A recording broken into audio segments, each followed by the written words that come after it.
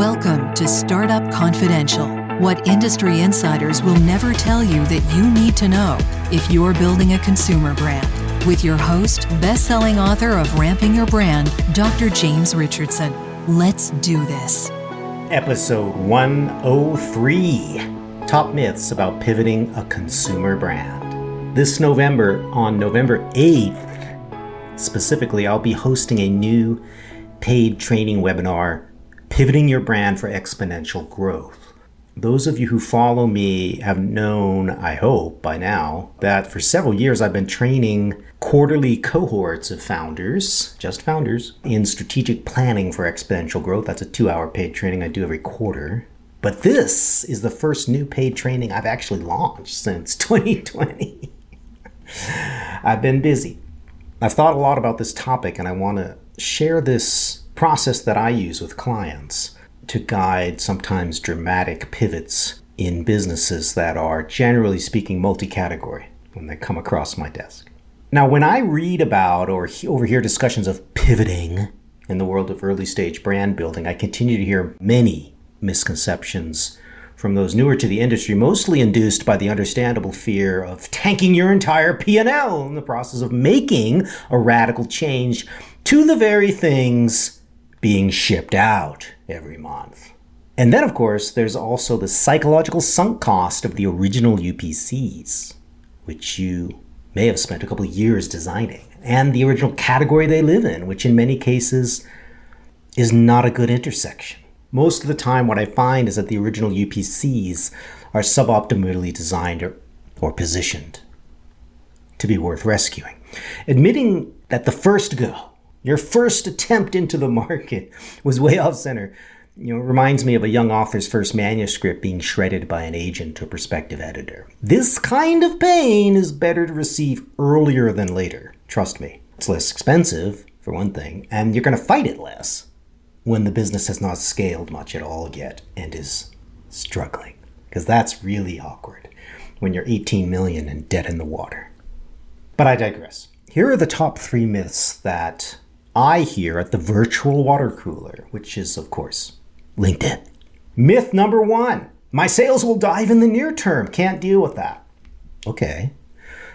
Look, most brands that pivot have UPCs in 2 or more merchandising categories, sometimes from the very start of the business. It's not uncommon at all, especially if founders get habitualized to trade show attendance, right? Trade shows, by definition, are pushing new items as the way to get buyer attention year after year. Why are you here again? The new items. Okay. And a lot of slow-growing larger brands, in the 8 figures, they only show up to push their new items into as much distribution as they can. But it's not true that your sales have to dive when executing a pivot. There is a way to plan and track your progress such that the decline in the former base UPCs is being matched by rapid growth in the new hero UPCs. This balancing act, however, could lead to a flat year or 18 months. That's the reality. But it's not true that your sales have to dive in the near term. That said, it is absolutely possible that you will take a trough, depending on the situation that you're in and how badly that base business is doing. Okay, myth number 2. I'll damage retailer relationships by, pulling the original UPCs out of their system.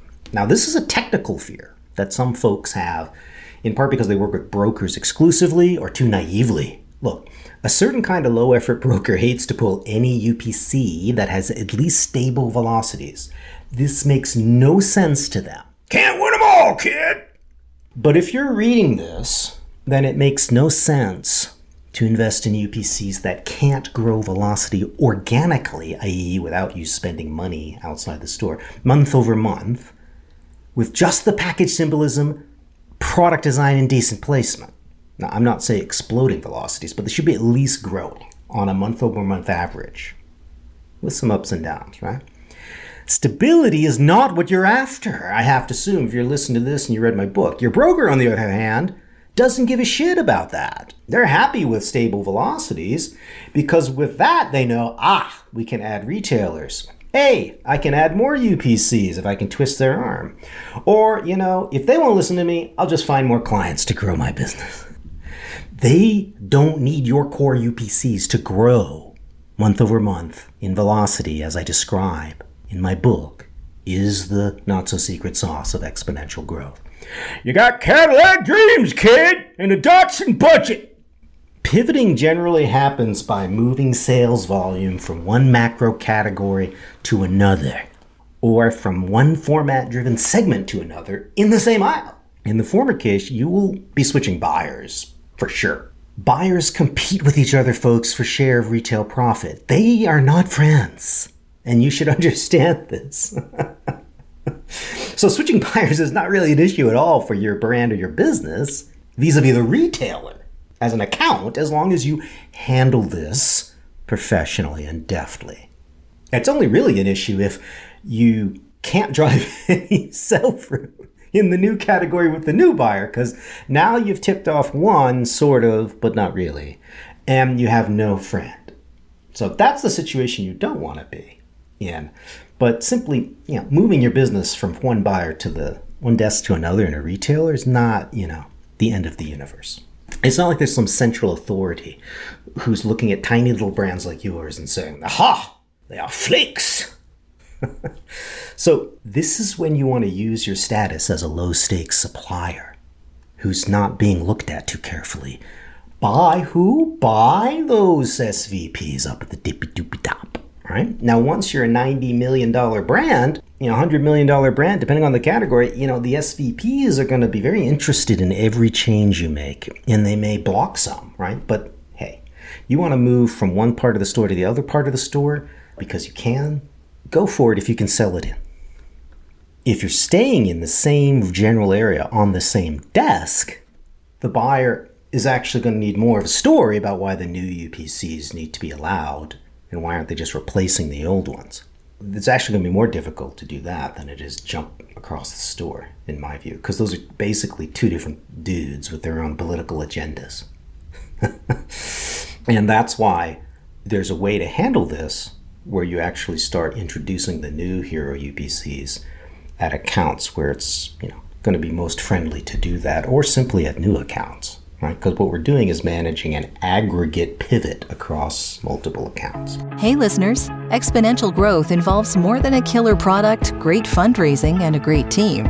You need superb analytics to ride the ramp. Dr. Richardson's latest online course is now available, Effective Consumer Marketing for Early Stage Founders. You can find course pricing and details at premiumgrowthsolutions.com/courses. And now back to the episode. All right. Myth number 3, it's riskier pivoting than trying any possible way to make my current business perform better. Not necessarily. I mean, if your unit velocities are declining in your top accounts, you've got to now either add accounts to grow, add some new UPCs to mask the decline, classic broker suggestion, spend on trade promos, dangerous, or do some kind of cheap out-of-store PR and marketing with the usual lag time in your Datsun budget. And this assumes that the unit velocity decline is not related to poor product quality, bad flavoring, or simply a lack of sufficient innovation in your category.